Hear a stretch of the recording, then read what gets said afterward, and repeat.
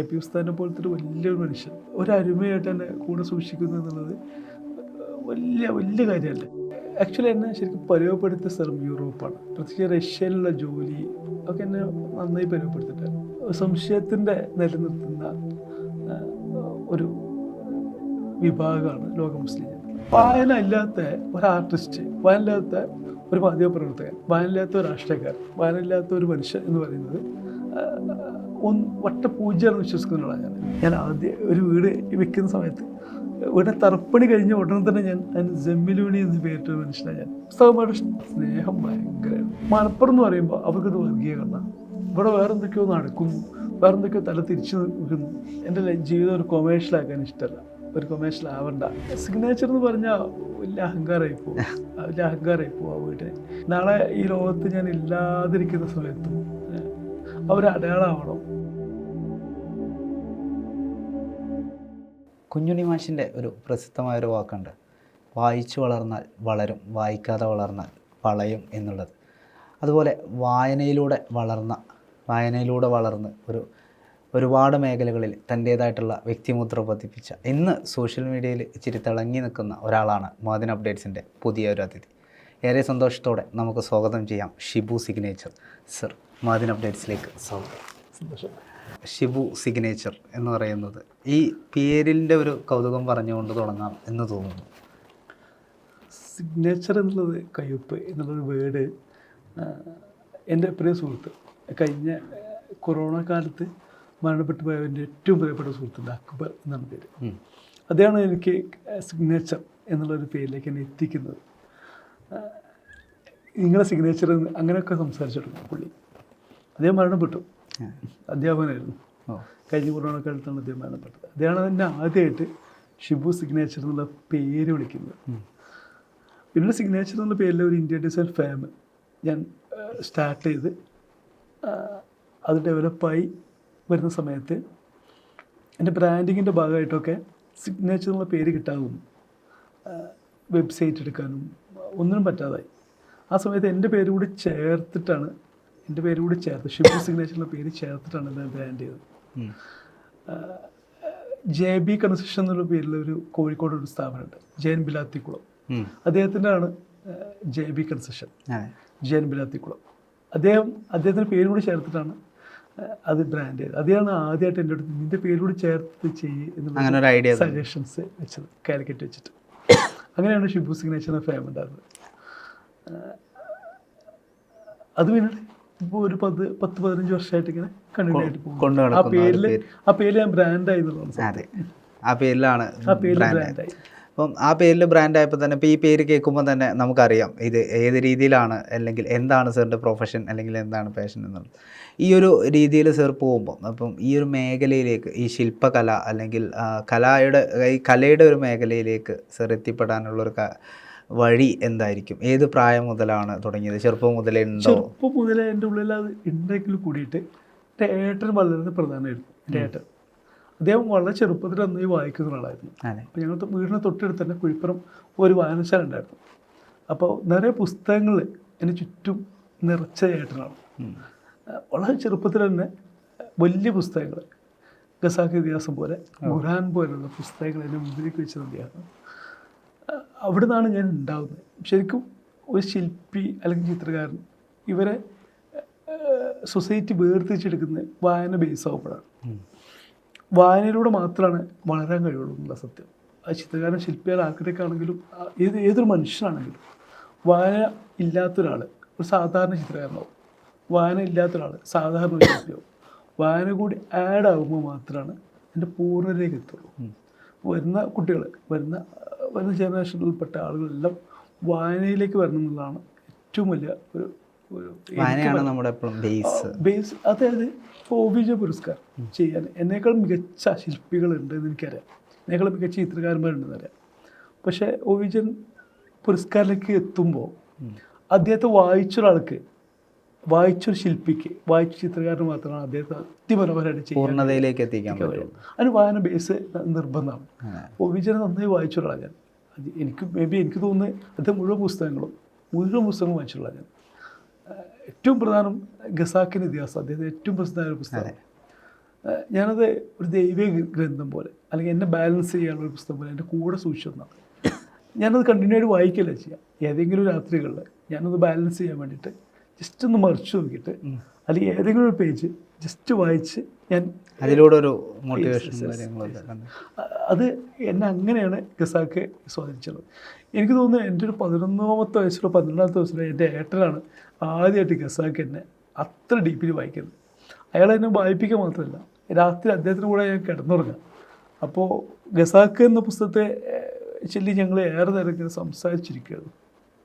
ഏട്ടനും സാറും തമ്മിൽ ഏറെ നേരം സംസാരിച്ചിരിക്കുകയാണ്. അവിടെ നിന്നാണ് ഞാനെന്നൊരു മനുഷ്യനെ മോൾഡാവുന്നത്. ആർട്ടിസ്റ്റിന് ഒരു ആർട്ടിസ്റ്റ് ബേസ് ചെയ്ത്, ചിത്രകാരനാവട്ടെ ശില്പിയാവട്ടെ, പുസ്തകങ്ങൾ ബേസ് ചെയ്ത് നിൽക്കുന്ന മാത്രമാണ് അതിൻ്റെ പൂർണ്ണയിലേക്ക് എത്താൻ പറ്റുള്ളൂ, സംശയപ്പെട്ട.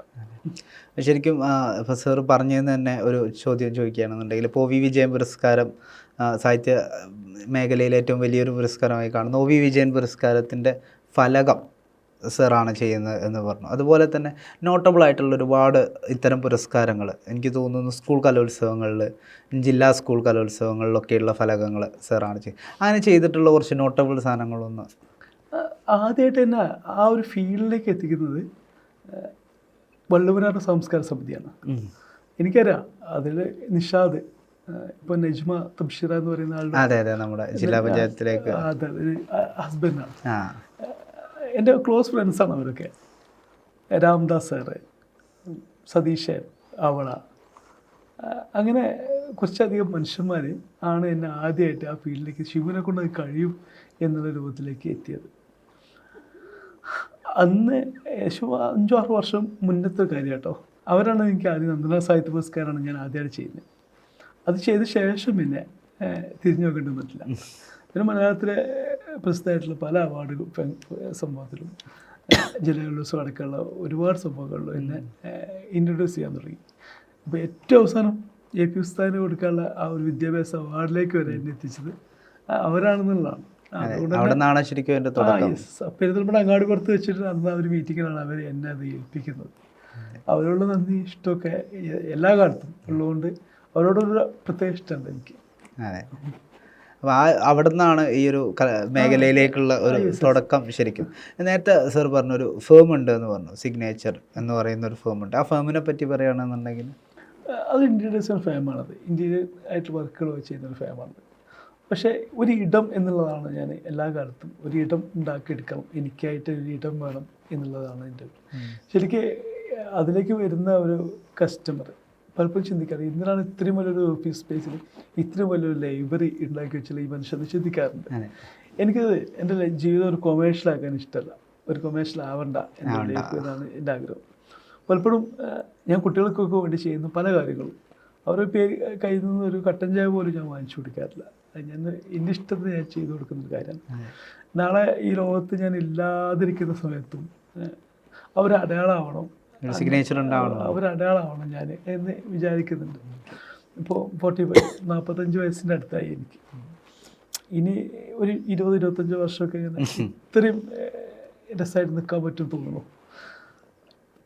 ആ കാലം കുട്ടികൾക്ക് വേണ്ടിയിട്ടും സൊസൈറ്റിക്ക് വേണ്ടിയിട്ടൊക്കെ ഞാൻ വായിച്ച പുസ്തകങ്ങളോടൊക്കെ എന്തെങ്കിലുമൊക്കെ തിരിച്ചു കൊടുക്കണം എന്നുള്ള ആഗ്രഹമുണ്ട്.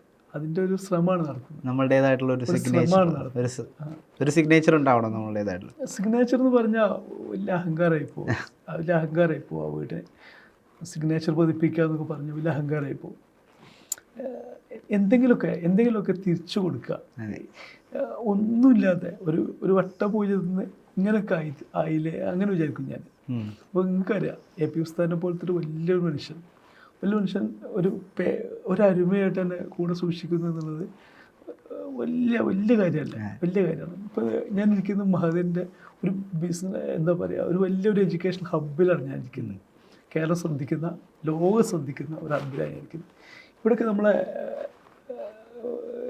ദൈവം കൊണ്ട് എത്തിച്ചില്ലേ അങ്ങനെ ഞാൻ വിചാരിക്കും. അപ്പോൾ എന്തെങ്കിലുമൊക്കെ തിരിച്ച് കൊടുക്കുക അങ്ങനെയൊക്കെയാണ് ആഗ്രഹിക്കുന്നത്. എത്രയോ വർഷം മുമ്പ് എനിക്ക് മഹദിനായിട്ട് നല്ല ബന്ധമുണ്ടായിരുന്നു. എനിക്ക് മഹദിനായിട്ട് ഡീപ്പിലി ബന്ധമുണ്ടായിരുന്നു. ആ ഡോൾബി വേൾഡ് നിങ്ങളുടെ ചെറിയ പിഞ്ചു കുട്ടികളുടെ കൂടെ എല്ലാ വർഷവും ഒരു ദിവസം ഞാൻ ചെലവിടായിരുന്നു. അത് ഒരിക്കലും ഇവിടുത്തെ ഒരു മാനേജ്മെൻറ്റോ അല്ലെങ്കിൽ ഇതിൻ്റെ ഒരു പുറം എന്താ ഒരു വർണ്ണക്കാശിലൊന്നും പെടുത്താതെ ഞാൻ സൂക്ഷിച്ചു വെച്ചിട്ടുണ്ടായിരുന്നു. സ്പെഷ്യലായിട്ടുള്ള കുട്ടികളുടെ കൂടെ കളിമണ്ണ് കൊണ്ടൊരു ദിവസം മുഴുവൻ അവരെ കൂടെ നിൽക്കുന്നുണ്ടായിരുന്നു. ഞാൻ എന്ത് കൊടുത്തു, ഞാൻ എന്താണ് സമൂഹത്തിന് തിരിച്ചു കൊടുക്കുക എന്നുള്ളത് മാത്രമേ ഉദ്ദേശിച്ചിട്ടുണ്ടായിരുന്നു. ഒരു ലൈം ലൈറ്റിൽ വരാൻ അന്നൊന്നും അത്രയ്ക്ക് ആഗ്രഹം ഉണ്ടായിരുന്നില്ല. ഞാൻ സാറിനെ പറ്റി അറിഞ്ഞപ്പം ഒരു കുറച്ച് കാലം വിദേശത്തായിരുന്നു. അവിടെ നിന്ന് എല്ലാം സ്റ്റോപ്പ് ചെയ്തിട്ട് ഇനിയൊരു കംബാക്ക് അല്ലെങ്കിൽ എന്നെ ഞാനാക്കുന്ന ഒരു സ്ഥലത്തേക്ക് വരണം എന്ന ഉദ്ദേശത്തിലാണ് തിരിച്ചിവിടെ വന്നതും. പിന്നെ ഈ ഒരു ആക്ച്വലി എന്നെ ശരിക്കും പരിചയപ്പെടുത്തിയ സ്ഥലം യൂറോപ്പാണ്. പ്രത്യേകിച്ച് റഷ്യയിലുള്ള ജോലി ഒക്കെ എന്നെ നന്നായി പരിചയപ്പെടുത്തിയിട്ടായിരുന്നു. തുർക്ക്മെനിസ്ഥാൻ, തുർക്കി, അത്തരം പൂർവ്വ മധ്യേഷ്യൻ മുസ്ലിം രാജ്യങ്ങളിലെ എൻ്റെ വാസങ്ങൾ, എൻ്റെ താമസങ്ങളൊക്കെ എന്നെ ഒരുപാട് കറക്റ്റ് ചെയ്തിട്ടുണ്ടായിരുന്നു. ഏറ്റവും കൂടുതൽ മനുഷ്യന്മാരെ റെസ്പെക്റ്റ് ചെയ്യുന്ന, ഇപ്പം നമുക്കറിയാം പലപ്പോഴും സംശയത്തിൻ്റെ നിലനിർത്തുന്ന ഒരു വിഭാഗമാണ് മുസ്ലിം ജനത, ലോക മുസ്ലിം ജനത. അതിനെ അഗേൻസ്റ്റ് പല തരത്തിലുള്ള സംസാരങ്ങളും പല തരത്തിലുള്ള വാർത്തകളും റിപ്പോർട്ടുകളും ഒക്കെ നമുക്ക് മുമ്പിൽ സ്ഥിരമായിട്ട് വരുന്നതാണ്. ഞാൻ തുർക്ക്മെനിസ്ഥാൻ എന്ന് പറയുന്ന രാജ്യത്ത് 4 വർഷത്തോളം ജോലി ചെയ്തു. പിന്നീട് വർഷങ്ങൾക്ക് ശേഷം ഞാനെന്തോ പറയുന്നല്ല, നമ്മുടെ ലോകസഞ്ചാരി സന്തോഷ് ജോർജ് കുളങ്ങര പറയണ്ടായി, ഇത്രയും ട്രസ്റ്റഡ് ആയിട്ടുള്ള ഇത്രയും സ്നേഹമുള്ള മനുഷ്യന്മാരാണ് പൂർവ്വ മധ്യേഷ്യൻ രാജ്യത്ത് ജീവിക്കുന്ന മനുഷ്യന്മാരെന്ന് അദ്ദേഹം ഒരു ഇൻ്റർവ്യൂ പറഞ്ഞിട്ടു. സത്യത്തിൽ അവരെ കൂടെ ജീവിച്ച ഒരാളെന്നുള്ള വിധത്തിൽ ഞാൻ പറയട്ടെ, അതിൻ്റെ ട്രസ്റ്റ്, അതിൻ്റെ ബോണ്ട് ഭയങ്കരമായിരുന്നു ആ കാലത്ത്. അവരെ കയ്യിൽ എന്തുണ്ട് എന്നല്ല, ഒരു വീട്ടിലേക്ക് അവരെ നമ്മളെ വിളിച്ചു വരുത്തി നമുക്ക് ഭക്ഷണം തരുന്നതും നമ്മുടെ ഡെഡിക്കേറ്റഡ് ആണെന്നൊക്കെ അറിഞ്ഞ ഒരാളാണ് ഞാൻ. ഒരുപാട് കൾച്ചറുകൾ, ഇപ്പോൾ ഈജിപ്ഷ്യൻ കൾച്ചറുകൾ, സിറിയൻ കൾച്ചറുകൾ, കാൻവസുകൾ, അറബി കൾച്ചറുകളൊക്കെ ഞാൻ അവിടെ ജോലി ചെയ്യാറുണ്ടെങ്കിലും നന്നായി വായിച്ചറിയാനും അടുത്തറിയാനൊക്കെ സാധിച്ചിട്ടുണ്ടായിരുന്നു. ഭാഷകൾ പഠിക്കാൻ ഇഷ്ടമായിരുന്നു എനിക്ക്. അപ്പോൾ അതിലൊക്കെ ഇൻവോൾവ് ആകുമ്പോൾ, അവിടുത്തെ പുസ്തകങ്ങളിലൊക്കെ ഇൻവോൾവ് ആകുമ്പോൾ, ഭാഷയിൽ ഇൻവോൾവ് ആകുമ്പോൾ, കൾച്ചറലി ഇത് എൻ്റെ നാടിനെ എങ്ങനെയാണ് ഉപകാരപ്പെടുന്ന രൂപത്തിൽ എന്നെ കൊണ്ട് കഴിയുക എന്നാണ് ഞാൻ ചിന്തിച്ചത്. അതെൻ്റെ ആർട്ടിലും എൻ്റെ എല്ലാ കാര്യങ്ങളിലും അത് വരാറുണ്ട്. ആ ഒരു കണ്ട് ശീലിച്ച. അപ്പോൾ ഞാൻ മലയാള സർവകലാശാലയ്ക്ക് വേണ്ടി കഴിഞ്ഞ ഒരു വർഷം കഴിഞ്ഞിട്ടുണ്ടോ ഒരു വാർലി പെയിൻറ്റിങ് സമ്മാനിച്ചു. അതൊക്കെ ഈ വിദേശ രാജ്യങ്ങളിൽ നിന്ന് എനിക്ക് കിട്ടിയ അറിവുകളാണ്. വാർലി പെയിൻറ്റിങ്സ് ലോകത്തിലെ ഏറ്റവും പഴക്കേറിയ ഒരു വംശജനാണ് വാർലീസ്. അക്കാലത്ത് ഉപയോഗിച്ചിരുന്ന ടൂൾസും അക്കാലത്ത് ഉപയോഗിച്ച മെറ്റീരിയൽസ് ഉപയോഗിച്ച് അക്കാലത്തെ ഓർമ്മിപ്പിക്കുന്ന ഒരു വാർലി പെയിൻറ്റിങ്സ് ചെയ്ത ശേഷമാണ് ഞാൻ മലയാള സർവകലാശാലയ്ക്ക് വൈസ് ചാൻസലർ സുഷമ മേഡാണ് സംശയമായിട്ട് അവർക്കത് സമർപ്പിക്കാൻ ചെയ്തത്. ശരിക്കും സാറ് കണ്ട് അല്ലെങ്കിൽ വായിച്ച് അറിഞ്ഞ കാര്യങ്ങളാണ് കലകളിലൂടെ ഒരാവിഷ്കാരമായിട്ട് പുറത്തെത്തിക്കുന്നത്. വായന ഇല്ലാത്ത ഒരു ആർട്ടിസ്റ്റ്, വായന ഇല്ലാത്ത ഒരു മാധ്യമപ്രവർത്തകൻ, വായന ഇല്ലാത്ത ഒരു രാഷ്ട്രീയക്കാരൻ, വായന ഇല്ലാത്ത ഒരു മനുഷ്യൻ എന്ന് പറയുന്നത് വട്ടപൂജ്യമാണെന്ന് വിശ്വസിക്കുന്നതാണ് ഞാൻ. വായന ഒരു വലിയ ബേസാണ്. നിങ്ങൾക്കറിയാം, ഞാൻ വർഷങ്ങളായിട്ട് SSFൻ്റെ സാഹിത്യോത്സവങ്ങളുടെ ഗസ്റ്റായിട്ട് ഒരുപാട് മുന്നിക്ക് പോകാറുണ്ട്. അവിടെ ആ വേദിയിൽ എനിക്കറിയാം ഇക്ര എന്ന് പറഞ്ഞ് തുടങ്ങുന്ന ഒരു വലിയ ദൈവിക പുസ്തകത്തിന് പിൻപറ്റുന്ന ഒന്നാണല്ലോ സാഹിത്യോത്സവം. അവിടെ അതിനെക്കുറിച്ച് 2 വാക്ക് പറയാൻ കഴിയാത്ത ഒരാളെങ്ങനെയാണ് അവിടെ വന്നിരിക്കുക? അതിനെപ്പറ്റി അതിൻ്റെ ഡെപ്ത് മനസ്സിലാക്കാത്ത ഒരാളെങ്ങനെയാണ് അതിനെക്കുറിച്ച് സംസാരിക്കുക?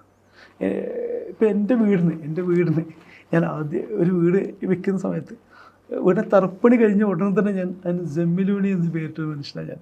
അപ്പം എല്ലാവരും ഇവിടെ എന്താ ഇപ്പം എൻ്റെ കഥ? കാരണം വീടായിട്ടില്ല, കഴിഞ്ഞ ഉടനെ നമ്മൾ പേരായി. അതിനു വേണ്ടിയിട്ട് പോർഷൻ തയ്യാറായി മാർബിളിലേക്ക് കൊത്തിയെടുത്തിട്ട് ജമ്മിലൂണി പ്രണയത്തിൻ്റെയും സ്നേഹത്തിൻ്റെയും ഞാനത് ചോദിക്കാൻ വേണ്ടിയിട്ട് അഭയം എന്നാണ് ഞാൻ കേട്ടത്. അഭയം ജമ്മിലൂണി അഭയമാണ്, ആ വേർഡ് അഭയമാണ്. നമുക്കറിയാം, ചെതലയുടെ ഒരു മനുഷ്യൻ ഒരു സ്ത്രീയിലേക്ക് അഭയം കണ്ടെത്തുന്നതാണ് ജമ്മിലൂണി.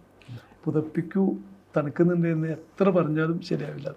ഇതൊന്ന് ചേർത്ത് പിടിക്കൂ, എനിക്കൊരു അഭയമാവൂ എന്ന് തന്നെയാണ് എൻ്റെ അർത്ഥം. അത് എങ്ങനെ പറഞ്ഞെന്നാലും മനസ്സിലാവില്ല. ഡെപ്തിലി ഞാൻ പലപ്പോഴും പറയാറുണ്ട്, എല്ലായിടത്തും പറയാറുണ്ട്. ഒരു പുസ്തകം അക്ഷരങ്ങളെ ഹൃദയം കൊണ്ടാണ് മനസ്സിലാക്കേണ്ടത്, ഹൃദയം കൊണ്ടാണ് വായിക്കേണ്ടത്. തലച്ചോറ് കൊണ്ട് വായിച്ചാൽ ശരിയാവില്ല. അക്ഷരങ്ങൾക്ക് ഇടയിലേക്ക് ഇറങ്ങി ചെന്ന് വായിക്കുക. അത് അക്ഷരങ്ങളെ ഹൃദയം കൊണ്ടാണ് പുസ്തകം വായിക്കേണ്ടത്, എന്നാലേ അതിൻ്റെ ഡെപ്തിലേക്ക് എത്തുള്ളൂ. ഖുർആന് എന്നെ സംഭവിച്ചിട്ടുള്ളൂ, ബേസിക്കലി എന്നെ സംഭവിച്ചിട്ടുള്ളൂ. ഞാൻ റിസർച്ചിൻ്റെ ഭാഗമായിട്ട് എൻ്റെ എന്തായിരിക്കും അതിൻ്റെ അകത്ത് എന്ന് അറിയാനുള്ള ജിജ്ഞാസ, ക്യൂരിയോസിൻ്റെ പുറത്താണ് വായന തുടങ്ങിയത്, ഖുർആൻ വായിക്കാൻ തുടങ്ങിയത്. എൻ്റെ സുഹൃത്തുക്കളെല്ലാവരും എല്ലാവരും നന്നായി സപ്പോർട്ട് ചെയ്തു. അതിൻ്റെ മലയാളം പരിഭാഷകളെ, അതിൻ്റെ കാര്യങ്ങളെ ഇങ്ങനെയൊക്കെ കൊണ്ടുതരാൻ തുടങ്ങി. അപ്പോൾ അതിലടങ്ങിയ ക്യൂരിയോസിറ്റിയാണ് എന്നെ വല്ലാതെ ഇഷ്ടപ്പെടുത്തിയത്. ക്യൂരിയോസിറ്റികൾ ഒരു പുസ്തകത്തിന് ഒരു പേജിൽ നിന്ന് മറ്റൊരു പേജിലേക്ക് എത്തുന്ന സമയത്ത് എന്നെ കൺവേർട്ടാക്കുന്നത് അതങ്ങനെ സംഭവമുണ്ട്. ഒരു പേജിൽ മറ്റൊരു മനുഷ്യനെ കൺവേർട്ടാക്കുന്ന, ചിന്തിച്ച് മനുഷ്യനെ ഇടങ്ങേറാക്കുന്ന ഒരുപാട് സംഭവങ്ങൾ എന്നെ ആകർഷിച്ചുകൊണ്ടായിരിക്കണം അത്ര ഡീപ്പിലായി വായിക്കാൻ തുടങ്ങി. അതുകൊണ്ടായിരിക്കണം അത്തരം സാഹിത്യോത്സവത്തിൻ്റെയൊക്കെ പ്രധാന ഭാഗമായത്, ഭാഗമാകാൻ കഴിഞ്ഞത്. വായന എന്നുള്ളത് ഐ തിങ്ക് ഞാൻ എൻ്റെ മക്കളെടുത്തും പറഞ്ഞുകൊണ്ടിരിക്കുന്ന ഒരു കാര്യം, നിങ്ങൾ ഒരുപാട് പഠിക്കണമെന്നോ വായിക്കണമെന്നോ ഒന്നുമല്ല ഞാൻ പറഞ്ഞുകൊണ്ടിരിക്കുന്നത്, നേരെ വായിക്കൂ എന്നുള്ളതാണ്. അത് തന്നെയാണ് പറഞ്ഞത്. അതായത് നിങ്ങൾ ഇത്ര മനസ്സിലാക്കിയാൽ മതി, അങ്ങനെ പറഞ്ഞു തുടങ്ങുന്ന ഒരു പുസ്തകം നമുക്ക് വേറെ ഇല്ല എന്നുള്ള സത്യം. വായിക്കൂ. ഇപ്പോഴും ശരിക്കും പൊതുസമൂഹം വായിച്ച് മനസ്സിലാക്കാത്ത ഒരു പുസ്തകം കൂടി കേട്ടോ ഖുർആൻ. ശരിക്കും നമ്മൾ എത്ര വായിച്ചു എന്ന് പറഞ്ഞാലും അതായത് അത് ഡെപ്തിലി ആളുകൾ റിസർച്ച് നടത്തുന്നില്ല എന്നൊരു അഭിപ്രായം കൂടി എനിക്കറിയാം. എൻ്റെ അടുത്ത സുഹൃത്തുക്കളായിട്ടുള്ള അത് വായിച്ച് മനസ്സിലാക്കിയ പല ആളുകളും എന്നോട് ചോദിക്കാറുണ്ട്, എന്താണ് വീണ്ടും ജെമ്മിലൂണി എന്ന് പേരിട്ടത്, ജെമ്മിലൂണി എന്താ പേരിട്ടത് ചോദിക്കാറുണ്ട്. അവരാ ഡെപ്തിലേക്ക് എത്താത്തതുകൊണ്ടായിരിക്കുമല്ലോ അവരെന്നോട് അത് ചോദിച്ചിട്ടുണ്ടാവുക. ഒരു അഭയം, അതിനേക്കാൾ അഭയമായിട്ടുള്ളൊരു വേർഡ് ഏതാണുള്ളത് എന്നാണ് എനിക്ക് തോന്നുന്നത്. ആ ഒരു വേർഡിൽ അത്രയും ഒരു ഡീപ്പായിട്ടുള്ള ഒരു അർത്ഥം ഒറ്റ വേർഡിലാണ് നമ്മൾക്ക്. അതായത് ജെൻഡർ ഈക്വാലിറ്റി അതിനും മനോഹരമായിട്ട് പറഞ്ഞു വെക്കാൻ കഴിയില്ലെന്നാണ് എനിക്ക് തോന്നിയിട്ടുള്ളത്. കാരണം ഒരു സ്ത്രീയിൽ അഭയം കണ്ടെത്തുന്ന ഒരു പുരുഷൻ, പ്രണയം, അഭയം എന്നുള്ള വേർഡ് തന്നെ വലുതാണ്. ഓടി എങ്ങോട്ടും പോകാമായിരുന്ന ആ മനുഷ്യൻ അക്കാലത്ത് 6-ാം നൂറ്റാണ്ടിൽ സ്വന്തം ഭാര്യയുടെ മടിത്തട്ടിലേക്ക് തന്നെ വന്ന് വീണ് കിടക്കുന്ന, അത് സ്വന്തം അനുയായികളും പഠിപ്പിക്കുന്ന രൂപത്തിലേക്ക് എത്തിക്കുന്ന ഒരാശയില്ല വേറെ എന്ന് തന്നെയാണ് ഞാൻ മനസ്സിലാക്കുന്നത്. വേറെ ഇല്ല എന്ന് തന്നെ ഞാൻ മനസ്സിലാക്കുന്നത്. ആ ഡെപ്ത് നമ്മൾ സൂക്ഷിക്കണം, ആ ഡെപ്തിനെയാണ് നമ്മൾ സൂക്ഷിക്കേണ്ടത്. ശരിക്കും സാറിൻ്റെ വായനയുടെ ഡെപ്ത് സാർ പറയുമ്പോൾ തന്നെ നമുക്ക് കിട്ടുന്നുണ്ട്. എത്രത്തോളം ആ ഒരു ഡെപ്തിലേക്ക് ഇറങ്ങിയിട്ടുണ്ട്. നമ്മൾ ആഴത്തിലേക്ക് ഇറങ്ങുക എന്നൊക്കെ പറയുന്ന പോലെ ഒരു പുസ്തകത്തിന്, ഇപ്പോൾ ഖുർആനാണെങ്കിൽ പോലും അതിൻ്റെ ആഴത്തിലേക്ക് ഇറങ്ങിയുകൊണ്ടാണ് അത് ഇത്രയും ഡീപ്പായിട്ട് സാറിന് സംസാരിക്കാൻ പറ്റുന്നത് എന്നുള്ള നമുക്ക് മനസ്സിലാവും. സംശയമില്ലല്ലോ. അത് ഈ അടുത്ത കാലത്താണല്ലോ ഇതൊക്കെ പൊതുജനങ്ങളുടെ ഇടയ്ക്ക് വന്നതും വായനയൊക്കെ ആയതൊക്കെ. ഇതിന് മുമ്പൊന്നും അത്രയ്ക്ക് ഡീപ്പിലി ആയിരുന്നില്ലല്ലോ. അതൊക്കെ ഒരു പ്രശ്നമുണ്ട്. ഇപ്പം ഞാൻ പറയട്ടെ, ഞാൻ എൻ്റെ മക്കൾക്ക് ഞാൻ വായിക്കാൻ കൊടുത്ത എല്ലാ തരത്തിലുള്ള പുസ്തകങ്ങളും വായിക്കാൻ കൊടുക്കുന്ന കൂട്ടത്തിൽ അവരോട് നിർബന്ധമായിട്ട് വായിക്കാൻ പറഞ്ഞൊരു പുസ്തകം കൂടാണ്. അത് നിങ്ങളെ വിഷനെ, ചിന്തകളെ മാറ്റിമറിക്കുന്ന കൃത്യമായിട്ട് അവർക്ക് പറഞ്ഞിട്ട്, എനിക്ക് എൻ്റെ മക്കളിലൂടെ മാത്രമാണ് ഇത് എനിക്ക് ഇൻഫ്ലുവൻസ് ചെയ്യാൻ പറ്റുക. അവർക്ക് ഞാൻ സജക്റ്റ് ചെയ്ത ഒരു കുറേ പുസ്തകങ്ങളൊന്നാണ് ഖുർആൻ. അതിലൊന്നാണ് ഖുർആൻ. നേരത്തെ സർ സൂചിപ്പിക്കേണ്ട SSFൻ്റെ സാഹിത്യോത്സവം പോലെയുള്ള അല്ലെങ്കിൽ എത്തരം പരിപാടികളിൽ അതിഥിയായിട്ട് സർ പോകാറുണ്ട്. ആ ഒരു ഓർമ്മ അല്ലെങ്കിൽ എനിക്ക് ഏറ്റവും ഡീപ്ലി എനിക്ക് ഇത്തരം വേദികൾ എനിക്ക് കിട്ടിയിരുന്ന ഏറ്റവും വലിയ ഒരു ഇഷ്ടം എന്ന് വിചാരിച്ചു കഴിഞ്ഞാൽ പുസ്തകമായിട്ട് സ്നേഹം ഭയങ്കരമായിരുന്നു. എനിക്കറിയാം, ഒരു മനുഷ്യനെ ഇഗ്നോർ ചെയ്യാതെ, അടിവരയിടാതെ, തുറന്ന മനസ്സോടുകൂടി സ്വീകരിക്കുന്ന ഒരു കൾച്ചറിൻ്റെ ഉടമകളായിരുന്നു ഉസ്താദുമാർ.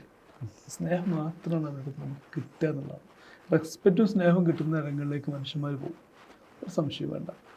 എനിക്കറിയാം, അപ്പോൾ മർക്കസായിട്ട് വർഷങ്ങൾ ബന്ധമാണ് എനിക്ക്.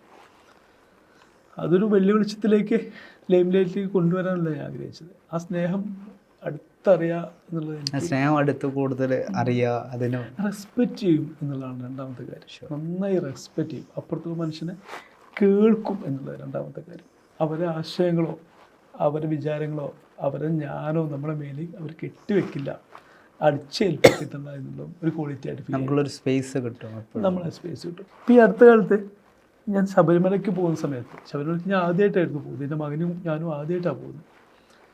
ആ സമയത്ത് എനിക്ക് ഉസ്താദിനെ ഒന്ന് പോയി കാണണം എന്നൊരു ആഗ്രഹം ഞാൻ അദ്ദേഹത്തിൻ്റെ ഓഫീസായിട്ട് പങ്കുവെച്ച സമയത്ത് വേറെ എവിടെയും സംഭവിക്കാത്തൊരു സംഭവം. ഉസ്താദ് ഭയങ്കര ക്ഷീണിതനാണ്, അസുഖമുള്ള ഒരാളാണ്, എന്നാലും ഷിബു വന്നേക്കും എന്നാ പറഞ്ഞു.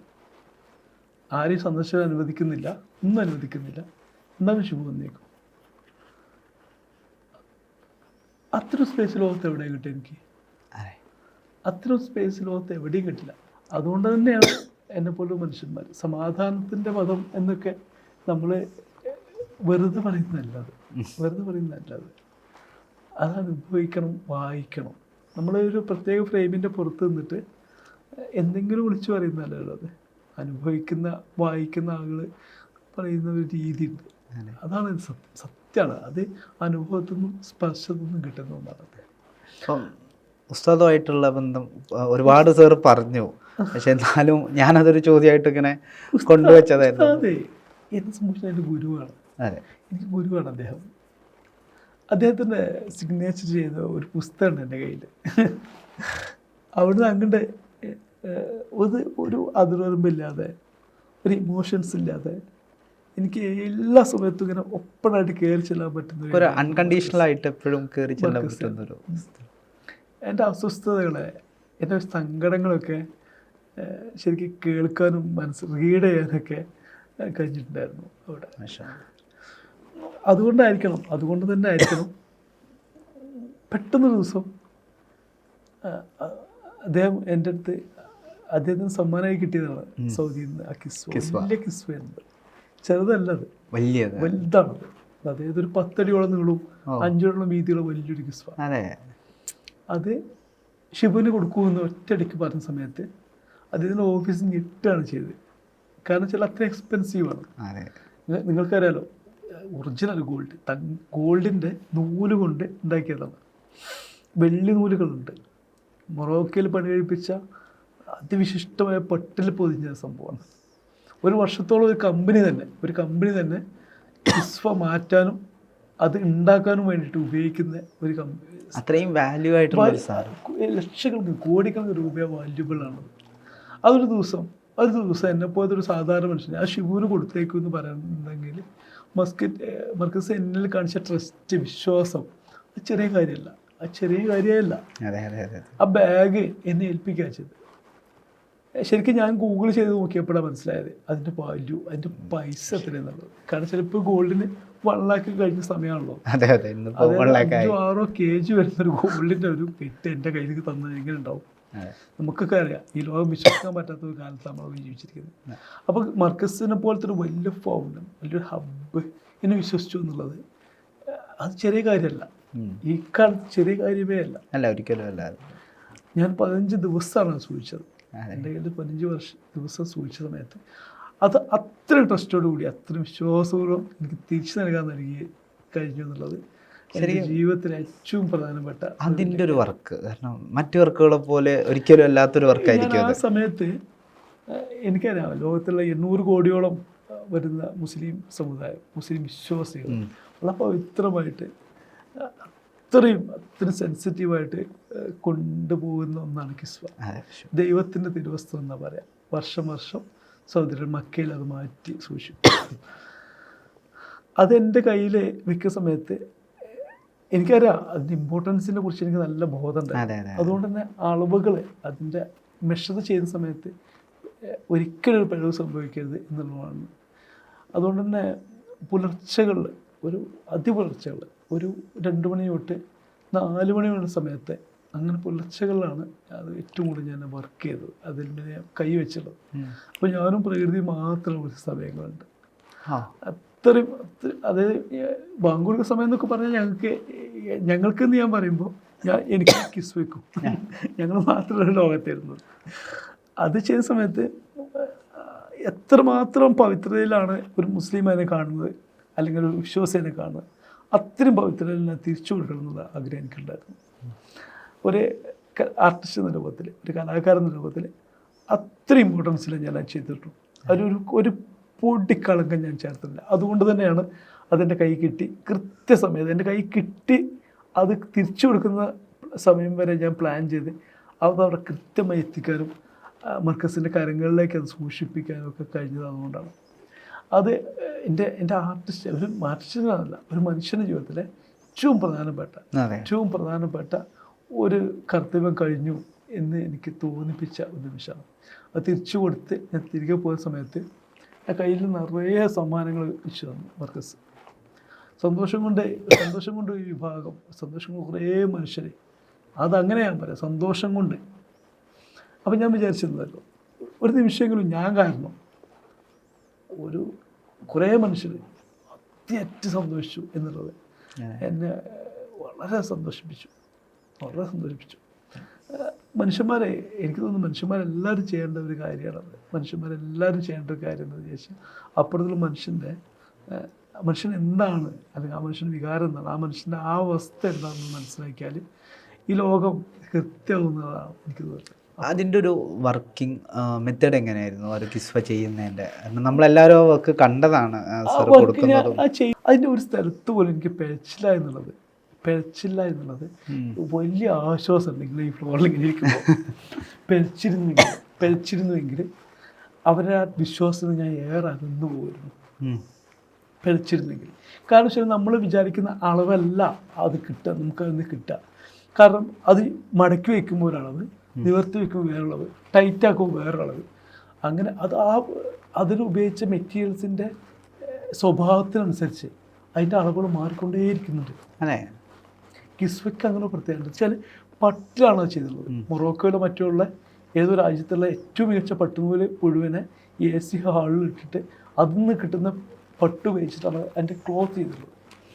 പിന്നെ 914 ഗുണമുള്ള ഈ സ്വർണ്ണ നൂല് കൊണ്ടാണ് അത് പണിച്ച്, സ്വർണ്ണവും വെള്ളി ഉപയോഗിച്ചിട്ടുണ്ട്. അപ്പോൾ അത്തരം സാധനം, അത്രയും ഡീപ്ലി ചെയ്ത സാധനത്തിന് അതിന് സ്വഭാവം നമ്മൾ സാധാരണ പേപ്പർ കടലാസിൽ വരച്ച ചിത്രം പോലെ അല്ലായിരുന്നത്. അതതിൻ്റെ പ്രകൃതിക്കനുസരിച്ചൊക്കെ അതിങ്ങനെ മാറി ചെയ്തുകൊണ്ടിരിക്കും. അതൊരു കൂട്ടിലേക്ക് ആക്കാനേ, അതൊരു ഫ്രെയിമിലേക്ക് ആക്കാനേ ഞാൻ ശരിക്കും എന്താ പറയുക, ശരിക്കും നന്നായിട്ട് അത് അധ്വാനിച്ചിട്ടുണ്ടായിരുന്നു. അത് എനിക്കൊരു ഇഞ്ച് പോലും പിഴച്ചില്ല എന്നുള്ളത് വലിയ സന്തോഷമുണ്ടായി.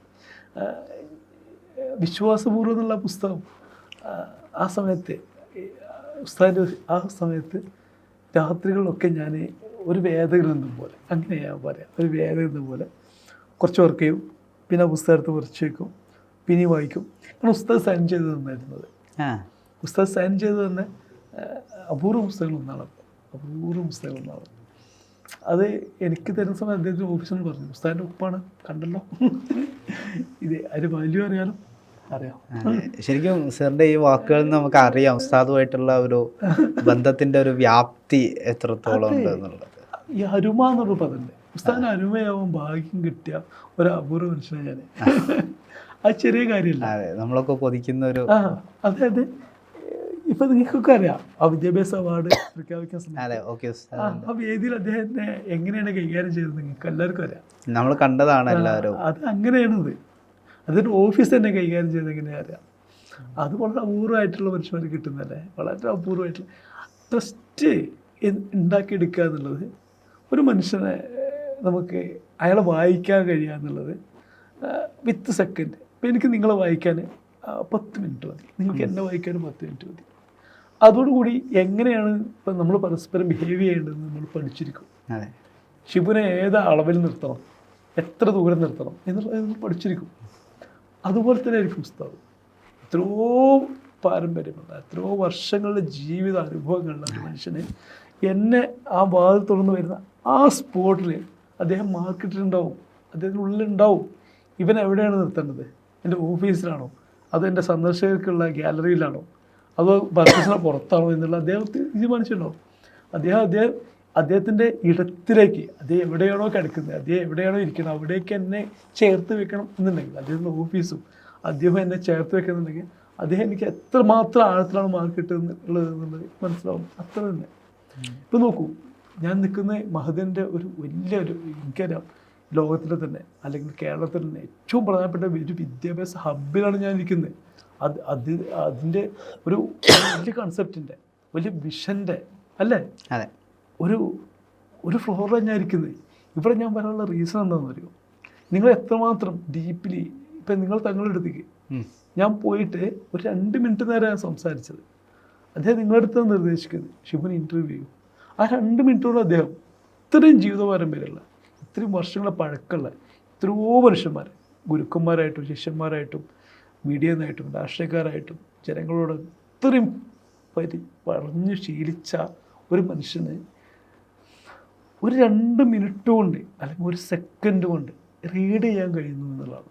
ആ റീഡിങ് ചെയ്തുകൊണ്ടാണ് നിങ്ങളുടെ ഈ ഫ്ലോറിൽ ഞാൻ ഇരിക്കുന്നത്. അത് എല്ലാ മനുഷ്യന്മാരും അതെ കേട്ടോ. നിങ്ങളതെ, ഞാനത്, എൻ്റെ അച്ഛനാവട്ടെ, നിങ്ങളെ വാപ്പയാവട്ടെ, എല്ലാവരും അതെ. ഒരു മനുഷ്യനെ പെട്ടെന്ന് റീഡ് ചെയ്തു. അത് മനുഷ്യന്മാർക്കുള്ള ഒരു പ്രത്യേക കഴിവാണ്. ആ റീഡിങ്ങിൻ്റെ അടിസ്ഥാനത്തിലാണ് നമ്മുടെ ഇടത്തിലേക്ക് ആ മനുഷ്യന്മാർ എത്രമാത്രം ഡീപ്പിലി വരണമെന്ന് മനസ്സിലാക്കുക. ഫ്രം ഹേർട്ട്, കളങ്കമില്ലാതെ ഹൃദയത്തോട് ചേർന്ന് സംസാരിക്കാനും ഹൃദയത്തോട് ചേർന്ന് നിൽക്കാനും മനുഷ്യന്മാർ പ്രാക്ടീസ് ചെയ്യണമെന്നാണ് ഈ കാലത്ത് ചെയ്യേണ്ടത്. കളങ്കമില്ലാതെ, അതായത് ഇപ്പോൾ നിങ്ങളോട് അടുക്കുമ്പോൾ തന്നെ എനിക്ക് വേറെ എന്തെങ്കിലും ഉദ്ദേശങ്ങളുണ്ട് എന്ന് വിചാരിക്കാം. നിങ്ങൾക്ക് എന്നോട് അടുക്കുമ്പോൾ വേറെ ഒരു ഉദ്ദേശം എന്ന് വിചാരിക്കാം. അത് ലാസ്റ്റ് ആവില്ല, അത് വർഷങ്ങളോളം നിൽക്കില്ല.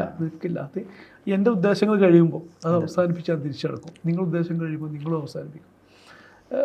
അങ്ങനെയല്ല എനിക്ക് മർക്കസിനോടും അതിനോട് ബന്ധപ്പെട്ട പോലത്തെ സ്ഥാപനങ്ങളോടൊന്നും മതിന് എല്ലാ കാലത്തും എനിക്ക് വല്ലാത്ത ഒരു വിസ്മയം തീർത്ത ഒരു സംഭവമാണ്.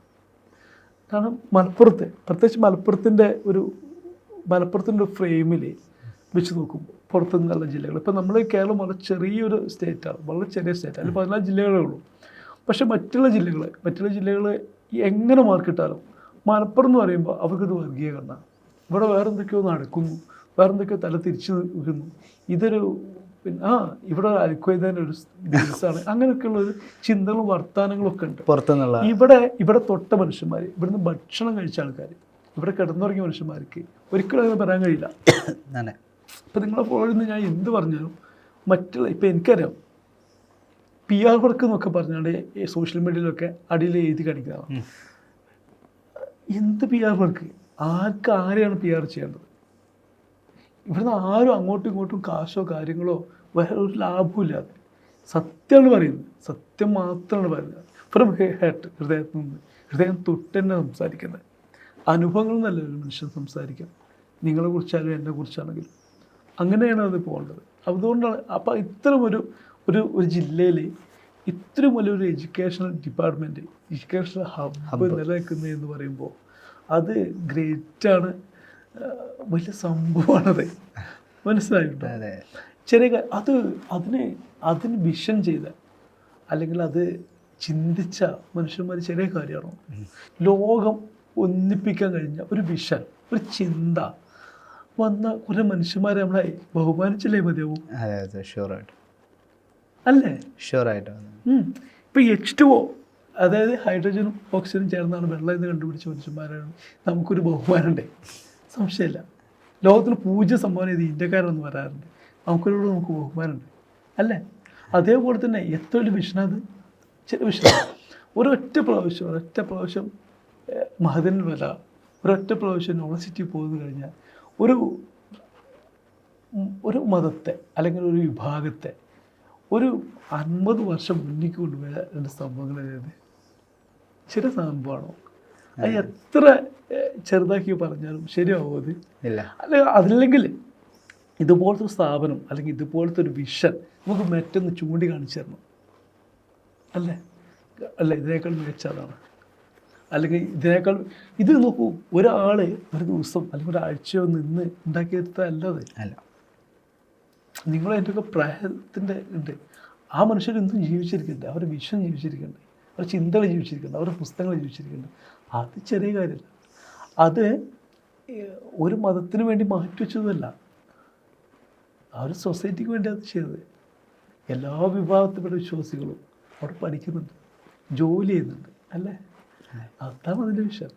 അത് നമ്മൾ റെസ്പെക്റ്റ് ചെയ്തല്ലേ മതിയാവുള്ളൂ. ഇത് അറിയാത്ത മനുഷ്യന്മാരെ, അറിയാത്ത ആളുകളാണ് ഇതിനെക്കുറിച്ച് കൂടുതൽ അസ്വസ്ഥരാകുന്നത് സംസാരിക്കുന്നത്. മനസ്സിലാവുന്നുണ്ടോ? അതെ, ഈ ഒന്നും നേരത്തെ സർ ഖുർആനെ പറ്റിയിട്ട് പറഞ്ഞ പോലെ തന്നെ ആയത്തിലുള്ളൊരു മനസ്സിലാക്കൽ കൊണ്ടാണ് ഇത്തരം സംസാരിക്കാൻ പോലും അത് നമുക്ക് പറ്റുന്നത്. എൻ്റെ കോൺഫിഡൻ്റ് ആണത്, എൻ്റെ അഭിമാനമാണത്. മനസ്സിലാവുന്നുണ്ടോ? ഖുർആൻ മുസ്ലിം വിശ്വാസികൾക്ക് വേണ്ടി എഴുതിയ സംഭവമല്ല, മനുഷ്യർക്ക് വേണ്ടി എഴുതിയതാണ്. അത് മനസ്സിലാക്കുക. അത് വായിക്കൂ വായിച്ചാൽ നിനക്ക് എന്തെങ്കിലും കിട്ടുന്ന പറഞ്ഞുകൊണ്ടിരിക്കുന്നത് അല്ലേ? വായിക്കൂ എന്ന് പറഞ്ഞുകൊണ്ടിരിക്കുന്ന അതിന് എന്തെങ്കിലുമൊക്കെ നിങ്ങൾക്ക് കിട്ടും. മനസ്സിലാവുണ്ടോ? അതുകൊണ്ടാണ് വായിക്കുവാതിച്ചുകൊണ്ടാണ്. വായിക്കുമെന്ന് പറയാനല്ലോ, മനുഷ്യർക്ക് വേണ്ടിയിട്ടാണ് എഴുതിയുള്ളത്. ഇപ്പം എനിക്ക് തോന്നുന്നത് നമ്മൾ ഒരുപാട് ഇപ്പോൾ സാറിൻ്റെ വർക്കുകളെ പറ്റിയിട്ട് ഇപ്പോൾ ലാസ്റ്റ് ഈ വിദ്യാഭ്യാസ അവാർഡ് ഉൾപ്പെടെ ഓക്കെ ഉസ്താദിൻ്റെ പേരിലുള്ള അവാർഡ് ഉൾപ്പെടെ ചെയ്തത് സാറാണ്. ഇനി ഇപ്പം വരാനുള്ള പ്രൊജക്റ്റുകൾ ഇതേപോലെ ചെയ്തുകൊണ്ടിരിക്കുക, അല്ലെങ്കിൽ പണിപ്പുരയിലുള്ള വർക്കുകൾ ഏതൊക്കെയാണ്? ഇനി ഈ ഒരു സീസൺ കഴിഞ്ഞാൽ പിന്നെ സാഹിത്യ അവാർഡുകളുടെ കാലമാണ്. മാർച്ച് ഏപ്രിൽ മാസങ്ങളിൽ മലയാളത്തിലെ കേരളത്തിലെ ഒരുവിധ അവാർഡുകളൊക്കെ പ്രഖ്യാപിക്കും. വിജയ പുരസ്കാരം, പുരസ്കാരം ഒക്കെ പ്രഖ്യാപിക്കും. ഏറ്റവും അവസാനം ഞാൻ ചെയ്തത് സാഹിത്യ അവാർഡുകൾ വള്ളത്തോൾ പ്രതിഭ പുരസ്കാരം ചെയ്തു. ഇനിയിപ്പം വരാൻ പോകുന്ന സാഹിത്യ അവാർഡുകളും മറ്റു കാര്യങ്ങളൊക്കെ പറഞ്ഞു, ഒരു വർക്ക് ചെയ്യാൻ ഇപ്പം നിലവിലുള്ള കോസ്റ്റ് ഹെവി കോസ്റ്റ് ആയിരിക്കും. നമ്മളിപ്പം ഇതിൻ്റെ പലപ്പോഴും ഇതിന് ഞാൻ ഉപയോഗിക്കുന്ന മെറ്റീരിയൽസ് വിദേശ മെറ്റീരിയലാണ്. റെസിൻ പോലുള്ള ഹൈ ഡെൻസിറ്റി ഫൈബർ, WPC പോലുള്ള മെറ്റീരിയൽസാണ്. ഒക്കെ വിദേശ രാജ്യങ്ങളിൽ നിന്ന് അവിടുത്തെ ആളുകൾ ഉപയോഗിക്കുന്ന മെറ്റീരിയൽസുകൾ ഞാൻ ഓൺലൈനിൽ വഴിയൊക്കെ വാങ്ങിച്ചിട്ടാണ് ഇത് ചെയ്യുന്നത്. വളരെ ഹെവി മെറ്റീരിയൽസാണ്. പലപ്പോഴും ഞാൻ ഇത്തരം സംഭവങ്ങളിലേക്ക് എത്തുന്ന സമയത്ത് ആരുടെ കയ്യിൽ നിന്നും പ്രത്യേകിച്ച് ഒരു എക്സ്പെൻസ് ഞാൻ പറയാറില്ല, ഒന്നും പറയാറില്ല. ഇത് ഇത്ര കാശാവും അല്ലെങ്കിൽ എൻ്റെ ഇത്ര വർക്കാവും, അങ്ങനെയൊന്നും പറയാറില്ല. ഞാൻ കൊടുക്കുന്ന പോലെ ഞാൻ കൊടുക്കും. അവരെ കയ്യിൽ എന്താണെന്ന് വെച്ച് ഞാൻ വാങ്ങും. ഷിബുവിനെ സംഭവിച്ചിടത്തോളം ഇത്തരം മെറ്റീരിയലുകൾ നിരന്തരം പ്രാക്ടീസ് ചെയ്യുക, അങ്ങനെയാണ് ഞാൻ ഉദ്ദേശിക്കുന്നത്. പ്രാക്ടീസ് ചെയ്യുക, നിരന്തരം ഇത്തരം മെറ്റീരിയൽ പ്രാക്ടീസ് ചെയ്താൽ മാത്രമാണ് എനിക്ക് റിസൾട്ട് ഉണ്ടാവുക. ഇത് ചെയ്യാം, ഞാൻ ഇത് ചെയ്യുമെന്ന് പറഞ്ഞുകൊണ്ടിരുന്ന കാര്യമില്ല. എനിക്ക് ചെയ്യാം. പ്രാക്ടീസ് ചെയ്യുന്നത് പുസ്തകങ്ങളാണെങ്കിലും ലൈഫാണെങ്കിലും പ്രകൃതിയാണെങ്കിലും ഒക്കെ നമ്മൾ നിരന്തരം പ്രാക്ടീസ് ചെയ്യണം. പ്രകൃതി അറിയാമെന്ന് പറയുമ്പോൾ ഒരു ദിവസം നേരം വിളിച്ചാൽ നീച്ചാൽ പ്രകൃതി അറിയാൻ പോവെല്ലാം ചെയ്യാം. നിരന്തരം പ്രാക്ടീസിലൂടെ അത് ചെയ്യാൻ പറ്റും. പ്രകൃതി അറിയാം, മനുഷ്യന്മാരെ അറിയാമെന്നുള്ളത് നിരന്തരം പ്രാക്ടീസിലൂടെ അറിയാൻ പറ്റുന്ന കാര്യം. എനിക്കറിയാം, 4-5 വർഷം മുമ്പ് ഞാൻ എൻ്റെ ഓഫീസിലിരിക്കുന്ന സമയത്ത് വളരെ മുഴുവൻ ഭ്രാന്തനായ ഒരു മനുഷ്യൻ എൻ്റെ ഓഫീസിന് മുമ്പിലൂടെ പോയിട്ടുണ്ടായിരുന്നു. ബിലാൽ എന്നായിരുന്നു പേര്. ആ ബിലാൽ എന്നുള്ള പേരാണ് സ്ട്രൈക്ക് ചെയ്ത്. ആ പേരിനോട് എനിക്ക് അത്ര ഒരു ഇഷ്ടമുണ്ടായിരുന്നു. ആ മനുഷ്യൻ്റെ കൂടെ ജീവിച്ചത് 4 വർഷമാണ് പിന്നീട്. മുഴുവൻ ഭ്രാന്തനായ ഒരു മനുഷ്യൻ. അത് മലയാള മറ്റേ അതിൻ്റെ ഒരു റിപ്പോർട്ടൊക്കെ ഉണ്ടായിരുന്നു, പത്രങ്ങളിലൊക്കെ റിപ്പോർട്ട് ഉണ്ടായിരുന്നു. 4 വർഷത്തോളം എൻ്റെ കൂടെ ജീവിച്ച്. ഞാൻ ആ മനുഷ്യനെ മഞ്ചേരി ചരണയിൽ കൊണ്ടുപോയിട്ട് ക്ഷയരോഗിയായിരുന്നു. ക്ഷയരോഗത്തിനുള്ള മരുന്നൊക്കെ കൊടുത്ത്, ഭ്രാന്തിനുള്ള മരുന്നൊക്കെ കൊടുത്ത്, മുടിയും താടിയൊക്കെ വെട്ടി ഒതുക്കി എൻ്റെ ഓഫീസിൻ്റെ ഒരു മൂലത്തിനെ കിടത്തിയിറക്കി 3-4 വർഷത്തോളം. ആ മനുഷ്യനിൽ നിന്ന് എനിക്ക് കിട്ടിയ അനുഭവങ്ങളുണ്ട്. ഇപ്പോൾ ഈ ഫ്ലോറിൽ പറയേണ്ട ഒരു സാധനമല്ല, ഞാൻ സ്വകാര്യമായിട്ട് സൂക്ഷിച്ചു വെച്ചൊരു സംഭവമാണ്. ആ മനുഷ്യൻ 5 വർഷം ജീവിച്ചു എൻ്റെ കൂടെ. അദ്ദേഹത്തിൻ്റെ കല്യാണം ഞാൻ നടത്തി കൊടുത്തു. അതൊരു വേറൊരു വസ്തു നടക്കുന്നുണ്ട്. അതിൻ്റെ സ്വകാര്യത മാനിച്ചുകൊണ്ടും അത് എവിടെയാണ് എന്താണെന്ന് ഞാൻ പറയുന്നില്ല. ആ മനുഷ്യൻ്റെ ഓട് ഞാൻ സംസാരിച്ച രാത്രികളെ അതെൻ്റെ ലൈഫിലുണ്ടാക്കിയ അനുഭവങ്ങൾ ചെറിയ കാര്യമല്ല. മനുഷ്യരിലേക്ക് എത്താൻ അതല്ലാതെ വേറെ മാർഗ്ഗമില്ല. പുസ്തകങ്ങളിലേക്ക് എത്തുക എന്നുള്ളത്, മനുഷ്യരിലേക്ക് എത്തുക, പുസ്തകങ്ങളിലേക്ക് ഇതന്നെ എല്ലാം വായിക്കുക എന്നുള്ളതാണ്. അല്ലാതെ നിങ്ങളുടെ ഇഷ്ടങ്ങൾക്കനുസരിച്ച് വായിപ്പിച്ചെടുക്കുക എന്നല്ല. എല്ലാവരും പരന്ന മനുഷ്യന്മാരായിട്ട് സമ്പർക്കം, മനുഷ്യരോട് അതേപോലെ ഇടപഴകുക. ഇപ്പം നിങ്ങളുടെ എനിക്കറിയാം, അതിൽ വർഷങ്ങളായിട്ട് അഡോൾട്ട് കുട്ടികളുടെ കൂടെ ഞാനുണ്ട്. അവരുടെ അടുത്ത് എനിക്ക് കിട്ടുന്ന ഒരു സാധനം, അത് കഴിഞ്ഞിട്ടും അത് കഴിയുന്നതിന് മുമ്പും എനിക്ക് കിട്ടുന്ന ഓരോ സംഭവങ്ങളുണ്ട്. അത് അടുത്ത എൻ്റെ വർക്കിന്, അടുത്ത എൻ്റെ ജീവിതത്തിൻ്റെ വർക്കിൻ്റെ ഊർജ്ജമാണ്. എൻ്റെ യാത്രകളിൽ പ്രകാശമാണത്. അതൊരു പക്ഷേ സാർ ഇപ്പം നേരത്തെ സൂചിപ്പിച്ച പോലെ തന്നെ അതിങ്ങനെ ലൈം ലൈറ്റിലേക്ക് ഒന്നും സാർ കൊണ്ടുവരാത്തൊരു സാധനമാണ്. നമ്മളടുത്ത് പോലും സാർ പറയാറുണ്ട്, സ്വകാര്യ ജീവിതത്തിൽ സംഭവിക്കുന്നു ലൈം ലൈറ്റിലേക്ക് കൊണ്ടുവരാൻ തീരെ ആഗ്രഹിക്കില്ല. ഇപ്പം AP ഉസ്താദിൻ്റെ കൂടെയുള്ള എൻ്റെത് പലതും അവരുടെ ഡിപ്പാർട്ട്മെൻറ്റ് ഓഫ് പബ്ലിക്കുമാണ് ഇതിൽ ഷൂട്ട് ചെയ്തതും പുറത്തേക്ക് വിടുന്നതൊക്കെ. അങ്ങനെയാണ് ഞാൻ ലൈം ലൈറ്റിൽ എത്തുന്നത്. ഇപ്പം ഞാൻ ശബരിമലയ്ക്ക് പോകുന്ന സംഭവം ഒരു വൈറലായി ആ സോഷ്യൽ മീഡിയ ആഘോഷിച്ചു. പലരും പല കണ്ടൻറ്റും എഴുതി വെക്കുന്നുണ്ട്. ശബരിമലയ്ക്ക് പോകുന്ന വഴിക്ക് സ്വാമി AP ഉസ്താദിൻ്റെ അടുക്കളത്തെ അനുഗ്രഹം വാങ്ങി, അങ്ങനെ അങ്ങനെ പല കണ്ടൻറ്റും. ഞാൻ വിചാരിച്ചു മനുഷ്യന്മാർ സന്തോഷങ്ങളല്ലേ, അവരവരുടെ രീതിയിലൊക്കെ. നമ്മളുടെ ഉദ്ദേശം എന്താണെന്നുള്ളത് നമുക്കറിയാം. ഞാനും ഉസ്താദും തമ്മിലുള്ള ബന്ധത്തിൽ അതങ്ങനെ കിടക്കട്ടെ. മറ്റുള്ള മനുഷ്യരുടെ സ്നേഹം കൊണ്ടും ഇഷ്ടം കൊണ്ടൊക്കെ അല്ലേ പറയുന്നത്. അങ്ങനെയൊക്കെ പറയട്ടെ. മനുഷ്യന്മാർ ഈ ദുനിയാവിൽ നിൽക്കുന്നവരല്ലേ.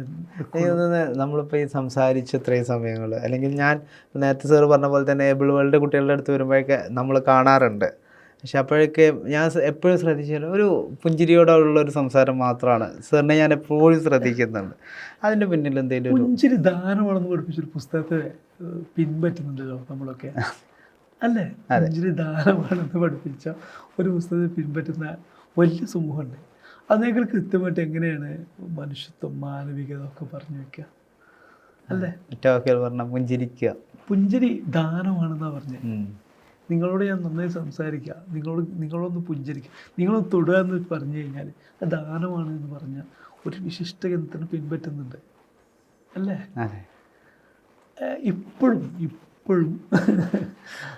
അത് അതിൻ്റെ ഒരു സോഷ്യൽ ടാസ്ക് മനസ്സിലാക്കാതെ പോകുന്ന കുറേ മനുഷ്യന്മാർ. അപ്പം ഈ സംസാരിച്ചതൊക്കെ ഇത് കേൾക്കുന്ന ഒരുപാട് ആളുകളുണ്ടാവും. അപ്പോൾ അവരിൽ കുട്ടികളായിട്ടുള്ള ആളുകൾ, അല്ലെങ്കിൽ സാറിനെ ഇഷ്ടപ്പെടുന്ന, സാറിനെ ഫോളോ ചെയ്യുന്ന ഒരുപാട് ആളുകൾ, അവരോടൊക്കെ സാറിന് പറയാനുള്ളൊരു സാധനം ഉണ്ടാവും, ഇതുവരെ പറഞ്ഞതോ പറയാത്തതോ ഒക്കെ ആയിട്ടുള്ള മനുഷ്യന്മാരോടൊക്കെ കുട്ടികളോട് പറയാനുള്ളത് കുട്ടികൾ പുറകിൽ നിന്ന് നമ്മൾ ഓടണ്ട. അവർ താനുണ്ടായിക്കോളും, അവർ ഡെവലപ്പായി വന്നു. അവർക്ക് വെള്ളമായിട്ടും വളമായിട്ടും കുറച്ച് പുസ്തകങ്ങൾ കൊടുക്കാൻ കഴിഞ്ഞാൽ അത്രയും നല്ലത്. അല്ലെങ്കിൽ അവരത് തിരഞ്ഞെടുത്തോളും. പിന്നെ മനുഷ്യന്മാരോട് പറയാനുള്ളത് ഒരടിവരിയില്ലാതെ പരസ്പരം മനുഷ്യന്മാരെ മനസ്സിലാക്കിയാൽ മതി. എല്ലാവരുടെ വിശ്വാസങ്ങളും പ്രധാനമാണ്. ഇപ്പം നിങ്ങളുടെ ഉള്ളിലുള്ള ഡെപ്തിനെ ഞാൻ ബഹുമാനിച്ചാൽ മതി. അതിനെ ഞാൻ ചോദ്യം ചെയ്യുമ്പോഴല്ലേ പ്രശ്നമുള്ളൂ. മറ്റുള്ള ആളുകളെ ബഹുമാനിക്കാൻ പഠിക്കുക. അപ്പുറത്തുള്ള മനുഷ്യന് പെയിന്, വേദനകളാവട്ടെ, വിശ്വാസങ്ങളാവട്ടെ, ഹൃദയമാവട്ടെ, അതൊക്കെ ഇപ്പുറത്തുനിന്ന് ഞാനൊന്ന് റെസ്പെക്റ്റ് ചെയ്താൽ മതി. എന്നാൽ താനെ നന്നായിക്കോളുമല്ലോ. നിങ്ങളെ ചോദ്യം ചെയ്യാനും എൻ്റെ വിശ്വാസങ്ങളെ അടിച്ചേൽപ്പിക്കാനൊക്കെ ശ്രമിക്കുമ്പോഴല്ലേ പ്രശ്നമുള്ളൂ. നിങ്ങൾ താനെ മോൾട്ടായിക്കോളും. നിങ്ങളൊക്കെ എത്താനുള്ളതൊക്കെ നിങ്ങളെത്തും. ഞാൻ എന്തിലേക്കാണ് എത്തേണ്ടത് വെച്ചാൽ ഞാൻ അവിടേക്ക് എത്തും. ഒരു ടൈം കൊടുത്താൽ മാത്രം. നിങ്ങൾ പരസ്പരം വിശ്വാസം ഉണ്ടാവുക, പരസ്പരം ബഹുമാനിച്ചാൽ മതി. എന്നാൽ തന്നെ ഈ ലോകം പകുതി നന്നായിക്കോളും. നിങ്ങളാണ് ശരിയെന്ന് പറഞ്ഞ് ഞാൻ ശാഠ്യം പിടിക്കും, എന്താണ് ശരിയെന്ന് പറഞ്ഞ് ഞാൻ ശാഠ്യം പിടിക്കുമ്പോഴല്ലേ അവിടെ വഴക്കലുണ്ടാവുന്നത്. അതിൻ്റെ ഒരു ആവശ്യം ഇല്ലല്ലോ. ഞാൻ എപ്പോഴും എല്ലാവരും പറയുന്നത് രാവിലെ ഇങ്ങനെ നിൽക്കുന്നവരെ അല്ലേ ഉള്ളൂ, അത് കഴിഞ്ഞാൽ തീർന്നല്ലോ. രാവിലെ നിൽക്കാവുന്നവരെ മാത്രമേ ഉള്ളൂ മനുഷ്യന്മാർക്ക് ഈ വണ്ടിപ്പാച്ചിലൊക്കെ. അത് കഴിഞ്ഞല്ലേ. പിന്നെ നമ്മൾക്ക് വിശ്വാസപരമായിട്ടുള്ള കാര്യങ്ങളിലേക്ക് കടക്കേണ്ട സമയമാണ്.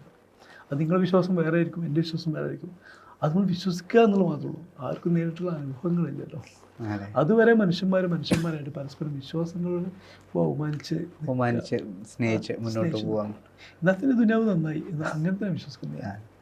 എനിക്ക് തോന്നുന്നു നമ്മൾ ഒരുപാട് നേരം പല കാര്യങ്ങളെ പറ്റിയിട്ട് സംസാരിച്ചു. ഞാൻ തുടക്കത്തിൽ ആമുഖം എന്നോണം ഞാൻ പറഞ്ഞു, വായിച്ച് വളർന്നാൽ വളരും, വായിക്കാതെ വളർന്നാൽ വളയും എന്നുള്ളത്. ശരിക്കും ആ ഒരു വാക്കിനെ അന്വർത്ഥമാക്കുന്ന ഒരു മനുഷ്യനാണ് ഇദ്ദേഹം. വായിച്ചുകൊണ്ട് മാത്രം വളർന്ന് അതിലൂടെ ഒരുപാട് വളർന്ന് പന്തലിച്ച ഒരാളാണ്. ഇനിയും ഒരുപാട് ഞാൻ സംസാരിച്ചു കഴിഞ്ഞാൽ സാർ എപ്പോഴും പറയാം ഒന്നും ആയിട്ടില്ല, ഇനി ഒരുപാട് വരാനുണ്ട് എന്നുള്ളതാണ്. ശരിക്കും ഇനിയും ഒരുപാട് മേഖലകളിലേക്ക് ഒരുപാട് ആളുകൾക്കൊരു പ്രചോദനം എന്നുള്ള രീതിയിൽ സാറിൻ്റെ പ്രവൃത്തികളും മാറട്ടെ എന്ന് ആശംസിച്ചുകൊണ്ട് തൽക്കാലം ഇന്നത്തേക്ക് നമുക്ക് സാറിനോട് വിട പറയാം. മാതിൻ അപ്ഡേറ്റ്സിൽ ഇത്രയും നേരം ചെലവഴിച്ചതിന് സാറിന് ഒത്തിരി നന്ദി അറിയിച്ചുകൊണ്ട് തൽക്കാലം ഇന്നത്തേക്ക് നമുക്ക് വിട പറയാം.